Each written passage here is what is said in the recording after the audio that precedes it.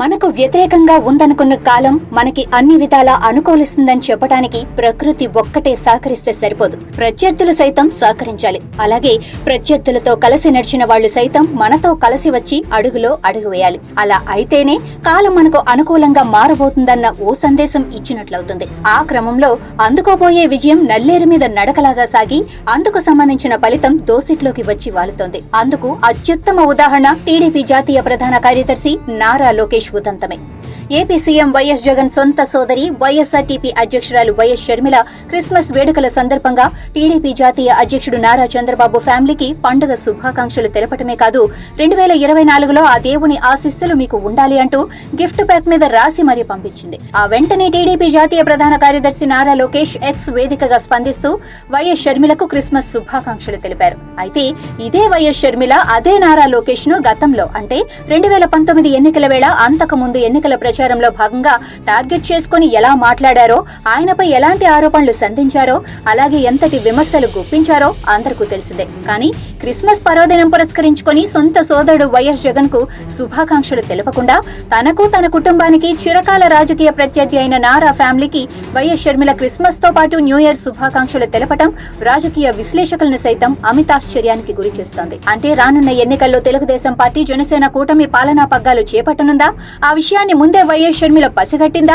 అందుకే ఆమె ఆలోచనలు నారా చంద్రబాబు నాయకత్వం వైపునకు తిరిగాయా అంటే అవుననే సమాధానమైతే సదరు సర్కిల్లో వైరల్ అవుతోంది.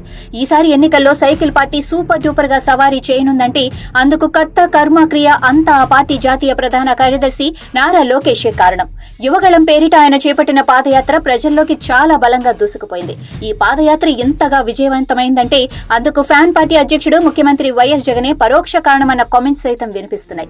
2023 జనవరి 27న కుప్పంలో యువగళం పేరిట లోకేష్ చేపట్టిన పాదయాత్ర ముందు కొనసాగకుండా చేసేందుకు జగన్ ప్రభుత్వం పోలీసులను అడ్డం పెట్టుకుని ఎన్ని కుయుక్తులు పన్నిందో, ఎన్ని అడ్డంకులు సృష్టించిందో అందరికీ తెలిసిందేనని, అలాగే నంద్యాలలో బాబు షూరిటీ భవిష్యత్తు గ్యారంటీ కార్యక్రమం నిర్వహిస్తున్న Nara Chandrababu Naidu AP skill development కేసులో పోలీసులు అరెస్టు చేయటం, ఆ తర్వాత చోటు చేసుకున్న పరిణామాలు అందరికీ తెలిసినవేనని, ఆ సమయంలో నారా లోకేష్ తన పాదయాత్రకు తాత్కాలిక విరామం ప్రకటించి రాజమండ్రి రావటం, అనంతరం తన తండ్రికి బెయిల్ కోసం ఢిల్లీ వేదికగా న్యాయవాదులతో మంత్రాంగం నెరపటం, అలా 52 రోజుల తర్వాత చంద్రబాబుకు ఏపీ హైకోర్టు కండిషన్ బెయిల్ మంజూరు చేయటం, అనంతరం ఆ కండిషన్ బెయిల్ కాస్త సాధారణ బెయిల్ గా మార్చటం, మరోవైపు అనారోగ్యంతో ఇబ్బంది పడుతున్న చంద్రబాబుకు నారా లోకేష్ వెన్నంటే ఉండటం, అంతలో తండ్రి ఆరోగ్యం కుదుటపడటం, ఆ తర్వాత తన పాదయాత్రను పునః ప్రారంభించి విశాఖపట్నం జిల్లాలో ముగించటం, అలా దాదాపు 300 రోజుల పాటు సాగిన ఈ పాదయాత్రలో నారా లోకేష్ కు ప్రజలు బ్రహ్మరథం పట్టారు. తెలుగుదేశం పార్టీ అధికారంలోకి వస్తే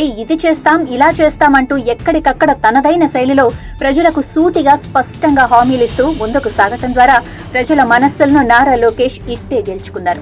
ఇంకోవైపు 2014 ఎన్నికల్లో టీడీపీ ఘన విజయం సాధించి చంద్రబాబు ముఖ్యమంత్రిగా బాధ్యతలు చేపట్టిన తర్వాత నారా లోకేష్ ఎమ్మెల్సీగా ఎన్నికై శాసన మండలిలో అడుగుపెట్టారు.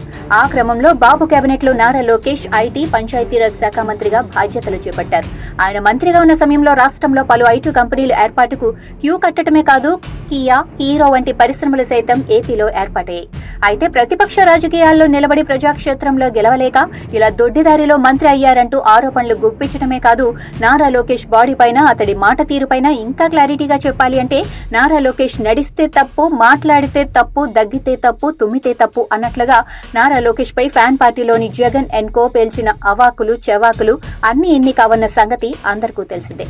అలాంటి వేళ అంటే 2019 ఎన్నికల్లో మంగళగిరి నుంచి బరిలో దిగిన నారా లోకేష్ ఫ్యాన్ పార్టీ అభ్యర్థి ఆళ్ల రామకృష్ణారెడ్డి చేతిలో ఓటమి పాలయ్యారు. ఫలితం ప్రతికూలంగా వచ్చినా ఆయన నిత్యం ప్రజల మధ్య ఉంటూ వస్తున్నారు. ఇలా స్పష్టంగా చెప్పాలి అంటే నియోజకవర్గంలో అన్నా క్యాంటీన్లు, ప్రతి మండలంలో ఆరోగ్య సంజీవిని పేరిట మొబైల్ ఆరోగ్య కేంద్రాలను సైతం ఏర్పాటు చేయడంతో పాటు ప్రజలకు ఏ సమస్య వచ్చినా మీకు తోడుగా నేనున్నానంటూ నారా లోకేష్ ప్రజల మధ్యకు కదలి వస్తున్నారు.